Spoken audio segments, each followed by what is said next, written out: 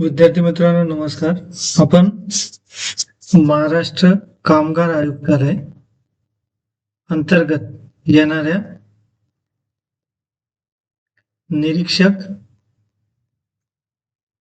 लिपिक आणि टंकलेखक या पदाकरता जी जाहिरात काल म्हणजे 14/5/2026 रोजी जाहीर झालेली आहे, ज्याच्यामध्ये निरीक्षकचे 62 पद आहे, लिपिक 32 पद आणि इतर टंकलेखक म्हणजे जवळपास 100 पेक्षा जास्त जे पद आहेत त्याच्याकरता आपण ही बॅच बनवतोय. याच्यामध्ये 40 प्रश्न या कायद्याअंतर्गत आणि 80 मार्क येणार. बाकी तुम्हाला 15 इंग्लिश, 15 प्रश्न मराठी आणि 15 प्रश्न GK आणि 15 गणित आणि बुद्धिमत्ता करता. म्हणजे प्रत्येकी 30 120 प्लस 80 असं एक गणित आहे. 200 मार्क्स आणि 100 प्रश्नांचं हे सर्व गणित. त्याकरता आपल्याला पहिला कायदा बघायचा आहे, act 1, Maharashtra government act 1, Maharashtra माथाडी हमाल व इतर श्रमजीवी कामगार कायदा, नोकरीचं नियमन कल्याण अधिनियम 1970. याचा उद्देश आहे की असंरक्षित कामगारांच्या रोजगाराचे नियमन व कल्याण करणे. याच्यामध्ये कव्हरेज कोणाचं आहे? माथाडी कामगार, हमाल आणि इतर श्रमजीवी कामगार, म्हणजे सगळ्याच कामगारांना महाराष्ट्रातल्या जवळपास याच्यात कव्हर केलेले आहे. ते पुढे बघू. हा महत्वाचा कामगार कायदा आहे आणि या भरती करता जे महत्वाचे काही कायदे आहेत त्याच्यातले सर्वात महत्वाचा कायदा सेशन 1, सर्वात महत्वाचा कायदा याबद्दल आपण बघणार आहोत. या ऍक्टचा उद्देश कामगारांच्या नोकरीचं नियमन व त्यांचं कल्याण करणे, असंरक्षित अनऑर्गनाइज सेक्टर मधले जे कामगार आहे त्यांच्या नोकरीचं आपल्याला नियमन करायचं, त्यांना योग्य व पुरेशी उपलब्धता आपल्याला सुनिश्चित करायची कामगारांची, या एम्प्लॉयर्सला म्हणजे जे कामगारांना काम देत आहे त्यांना कामगार देण्याची योग्य आणि पुरेशी उपलब्धता अवेलेबिलिटी सुनिश्चित करणे, नोकरीच्या अटी व शर्ती सुधारण्यासाठी उपाययोजना करायच्या, कामगारांचं कल्याण, आरोग्य आणि सुरक्षा सर्वात महत्वाचं, welfare, health and social security म्हणजे त्यांचे इन्शुरन्स रिलेटेड पण याच्यात प्रोव्हिजन आहे, आणि विविध क्षेत्रांमध्ये मंडळाची स्थापना म्हणजे वेगवेगळे बोर्ड तयार करायचं आणि त्यांच्यातून कल्याणकारी योजना म्हणजे वेलफेअर स्कीम लागू करायच्या. पण पुढे जाऊया. या जो कायदा आहे ते बेसिक आयडेंटिटी काय आहे त्याच्यामध्ये कायद्याचं नाव जे आपण ऑलरेडी बघितलं 1959 हा कायदा बनलेला आहे, हा संपूर्ण महाराष्ट्र राज्याला लागू होतो. या कायद्यामध्ये वेगवेगळ्या अनुसूची आहेत आणि त्याच्यात या वेगवेगळ्या शेड्यूलमध्ये आर्टिकल किंवा सेक्शन्स आहेत. हे जे 28 सेक्शन्स आहेत, या 28 सेक्शन या शेड्यूल्स मध्ये विभागलेले आणि त्याच्यामध्ये नंबर ऑफ रोजगार म्हणजे कोणकोणते काम करणारे कामगारांना हा लागू होईल याचं डिटेलमध्ये दिलेले. आता शासनाने काय केलंय, अधिसूचना म्हणजे वेगवेगळे रूल काढले, GR काढले, गव्हर्नमेंट रेझोल्युशन आपण अधिसूचना म्हणतो, आणि वेगवेगळ्या शेतकार आणि रोजगाराच्या वेगवेगळ्या पैलूमध्ये हा टप्प्याटप्प्याने हा कायदा लागू केला जातोय, हे लक्षात ठेवा. आता आपल्याला शिकायचंय मंडळ म्हणजे काय, कॉन्ट्रॅक्टर, एम्प्लॉयर म्हणजे जो काम देतो तो कोण आहे, संस्था, प्रतिष्ठान, इन्स्पेक्टर या पदाकरता आपण हा अभ्यास करतो, निरीक्षक पद. वर्कर म्हणजे काय, कामगार, हाताने केलेलं काम म्हणजे मॅन्युअल काम पण डिफाईन केलंय इथं. कामगार कोणतं काम करताय त्याच्यावरून त्यांची कॅटेगरी ठरली. त्याच्यामध्ये महत्वाचा प्रिन्सिपल एम्प्लॉयर कोण आहे किंवा कॉन्ट्रॅक्टर कोण किंवा सब कॉन्ट्रॅक्टर कोण आहे हे डिटेलमध्ये सांगितलं. अनुसूचित रोजगार म्हणजे डिक्लेअर केलेले रोजगार कोणकोणते, की याच्यात काम करणारे कामगारांनाच या कायद्यात संरक्षण म्हणाले डिफाईन केलंय. कामगारांकरता योजना आखण्याचं पण या कायद्यात नमूद केलेलं आहे. याच्यामध्ये अनप्रोटेक्टेड वर्कर म्हणजे आपण सुरुवातीलाच बघितलं, ज्याला कोणत्याही कायद्याअंतर्गत संरक्षण नाहीये त्याला पण इथे डिफाईन केलंय. आणि मजुरी आणि वेतन सगळ्यात महत्वाचा पार्ट पण मजुरी आणि वेतनचं आपण बघणार आहोत. आता यात बोर्ड म्हणजे काय?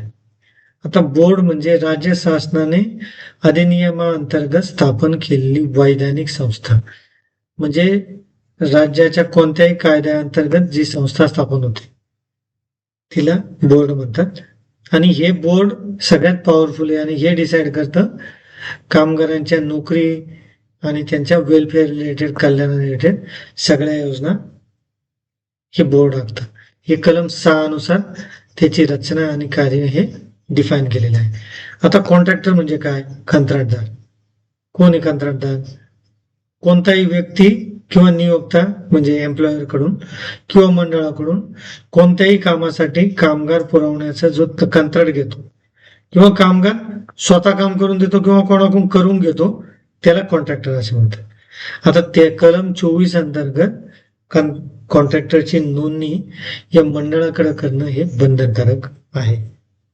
आणि एम्प्लॉयर जो काम देतो असा कोणताही व्यक्ती जो कामासाठी किंवा कोणत्याही अनुबंधाद्वारे कामगारांची नियुक्ती करतो किंवा त्यांच्या सेवा घेतो त्याला काय म्हणतो आपण? एम्प्लॉयर म्हणतो.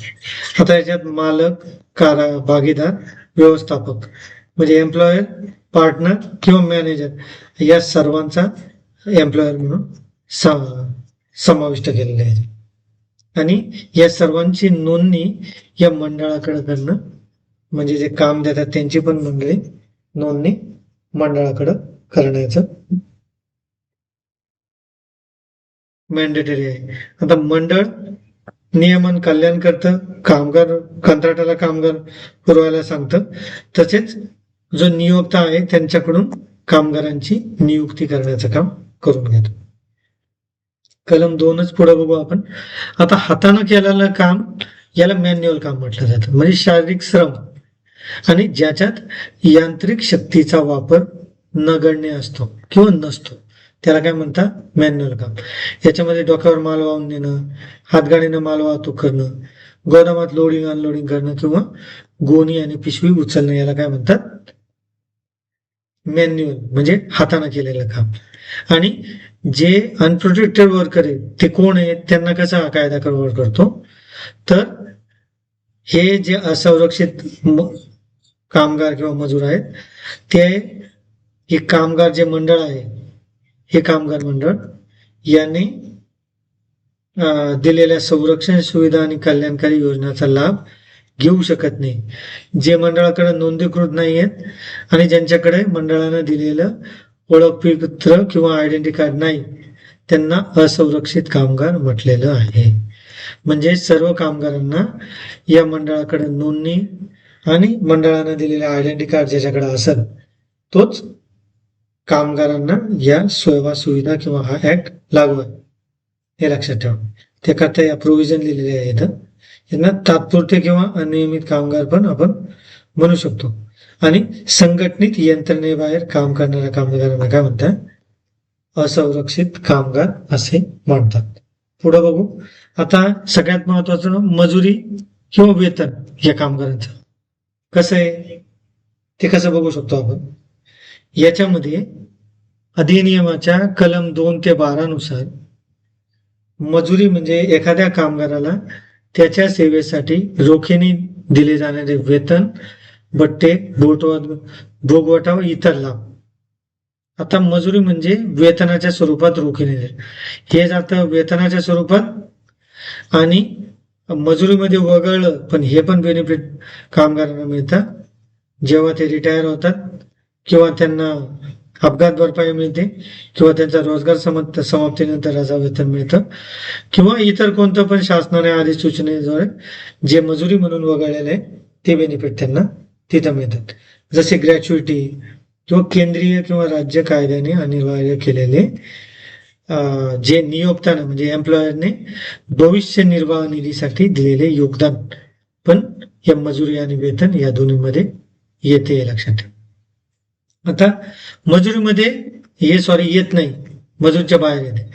मजुरीमध्ये काय समाविष्ट होतो? बेसिक पे, मूल वेतनासोबत मिळणारे एक महागाई भत्ता, घरभाडे इत्यादी, प्रोत्साहनपर वेतन, over time, bonus, production bonus, विश्रांतीचा दिवस वेतन, रजा वेतन आणि रोजगाराच्या संबंधित इतर कोणताही रोखीने दिला जाणारा लाभ, याला काय म्हणतो आपण? मजुरीमध्ये हा रोखीने दिला जातो आणि हा रोखीने न देता तो रिटायर झाल्यानंतर म्हणजे ग्रॅच्युटी स्वरूपात, अपघात भरपाई, रजा वेतन, इतर रक्कम या भविष्य निर्वाह निधी या पद्धतीनं दिला जातो. पुढे बघूया आपण. आता जी सेक्शन 3 मध्ये या कायद्याच्या स्कीम जी का बनवली जाते स्कीम, तर राज्य शासनाची सल्लामसलत करून आणि जो अधिनियम आहे हा ऍक्ट आहे माथाडी कामगार आणि इतर मजूर कामगारांकरता, त्याचं प्रभावीपणे अंमलबजावणी करण्यासाठी राज्य सरकार काय करतं, ते गॅझेटमध्ये अधिसूचित करू शकतं. आता स्कीम मध्ये कामगारांना संरक्षण द्यायचंय, त्यांचं कामगारांच्या वेगवेगळे क्षेत्र, व्यवसाय, उद्योग, ते वेगवेगळ्या प्रकारानुसार त्यांना नियम लागू करायचे आहे. आपल्याला त्यांचा रोजगार ठरवायचा आहे, रोजगार किती काम करणार, काय कसं, आणि प्रभावी अंमलबजावणी करून तपशीलवार तरतुदी म्हणजे ब्रॉड बेस्ड बनवायचा आहे. आपल्या ऍक्टला काय करायचंय? ब्रॉड बेस्ड करायचं म्हणजे साधिक संरक्षण द्यायचं कामगारांना. कामगारांची नोंदणी, परवाने, तपासणी, अहवाल, नोंदी इत्यादी कामे सोप्या पद्धतीने म्हणजे स्टँडर्ड ऑपरेटिंग प्रोसिजर तयार करणे. कल्याणकारी उपाय ठरवण्यासाठी पण या सेक्शन 3 मध्ये प्रोव्हिजन आहे. या योजनांचा लाभ कोणाला द्यायचा आणि किती द्यायचा हे पण निश्चित करण्याचं ठरवलेलं आहे. आता कायदेशीर स्पष्टतेसाठी पण हा कायदा महत्वाचा आहे, कारण कायदेशीर तरतुदी जर स्पष्ट नसतील तर त्यातल्या अनिश्चितता दूर करण्यासाठी या कायद्याचा वापर सरकार किंवा कामगारांना जे मदतीसाठी जे बोर्ड आहे, मंडळ, ते हे काम करतं. आता पुढे बघावं या स्कीम मध्ये कोणत्या गोष्टी असू शकतात, कामगारांनी कशी नोंदणी करायची, त्याकरता कोणती माहिती, कागदपत्र पाहिजे, ती ओळखपत्र या स्कीम अंतर्गत कामगारांना देण्यात येतं. त्यांच्यासाठी कल्याणकारी योजना, त्यांचा लाभ त्यांना दिला जातो. आर्थिक सहाय्य म्हणजे आर्थिक मदत, अनुदान, शिष्यवृत्ती आणि सहाय्यक योजना सुद्धा कामगारांना दिल्या जातात. त्यांना आरोग्य सेवा, विमा आणि वैद्यकीय सहाय्य आणि रुग्णसेवा पण दिली जाते. त्यांना शिक्षण, प्रशिक्षण म्हणजे एज्युकेशन आणि स्किल डेव्हलपमेंट पण याच्यात, पुनर्वसन सुविधा पण याच्यात दिली जाते. निवासाची व्यवस्था, वसतिगृहे, भाडे सहाय्य हे पण त्यांना स्कीमच्या अंतर्गत दिले जातं. याच्यात अपघात, अपंगत्व, मृत्यू इत्यादी बाबीत संरक्षण आणि लाभ मिळतो. आता कामगारांसाठी जागृती मोहीम हाती घेतली जाते. मार्गदर्शन व माहितीचा प्रसार सुद्धा केला जातो.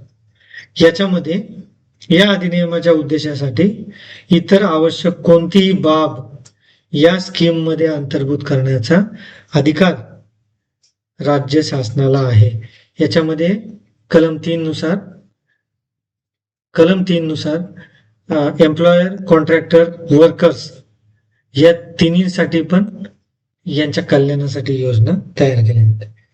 आता स्कीम जर लागू व्यवस्थित केलं नाही किंवा उल्लंघन केलं तर त्यात दोषी व्यक्ती शिक्षा व दंड होऊ शकतो. तर शिक्षा दंड होऊ शकतो. तर त्यात काय, तर तरतूद न पाळणं, अट न पाळणं, नियम न पाळणं, मंजूर ज्या अटी आहेत कामगारांना त्याप्रमाणे सुविधा न देणं किंवा कमी दर्जाच्या सुविधा मालकांद्वारे दिल्या जावं किंवा बिझनेसेसद्वारे दिल्या जावं, अहवाल न दाखल करणं किंवा चुकीचा अहवाल सादर करणं, नोंदवही, दस्तावेज किंवा डॉक्युमेंटेशन मध्ये त्रुटी असणं, कामगारांची नावे, संस्था, माहिती लपवणं किंवा त्यांना चुकीची माहिती देणं हे सुद्धा या उल्लंघनाअंतर्गत येतं. तर पहिल्या उल्लंघनाकरता 10,000 रुपयापर्यंत दंड किंवा 3 महिन्यापर्यंत कारावास किंवा दोन्ही. दुसऱ्या उल्लंघनाकरता 20,000 पर्यंत त्यांना पेनल्टी, 6 महिन्यापर्यंत कारावास किंवा दोन्ही. आणि कंटिन्यू किंवा सतत उल्लंघन केलं तर प्रत्येक दिवसासाठी त्यांना अतिरिक्त दंड लावला जातो. त्याच्याकरता ही जी स्कीम आहे ही सेक्शन 3 मध्ये येते. उल्लंघन हे फार महत्वाचं आहे, लक्षात ठेवून येतो.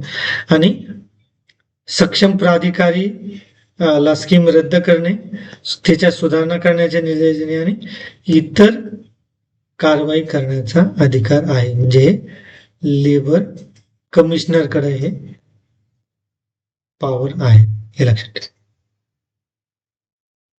थँक्यू.